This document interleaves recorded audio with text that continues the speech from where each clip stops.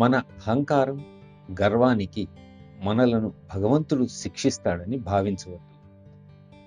నా దగ్గరకు రావటానికి తగినంత సామర్థ్యం నీవింకా పొందలేదు. నీవు పరిశుభ్రంగా, స్వచ్ఛంగా ఉండి నిన్ను నీవు మరిచినప్పుడే నా దగ్గరకు రాగలవు. నేను ఎప్పుడూ నా ఇంటి తలుపులు తెరిచే ఉంచుతాను. నీ గర్వం, అహంకారం ఆ తెరిచిన ద్వారాలను నీకు కనపడనీయవు.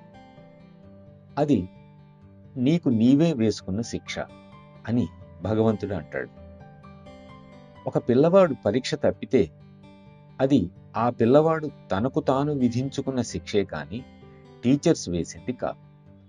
కాబట్టి మాస్టర్ మనకు ఇవ్వగలిగిన వాటి కొరకు ప్రేమింపక ఆయనను ఆయన కొరకే ప్రేమిద్దాం.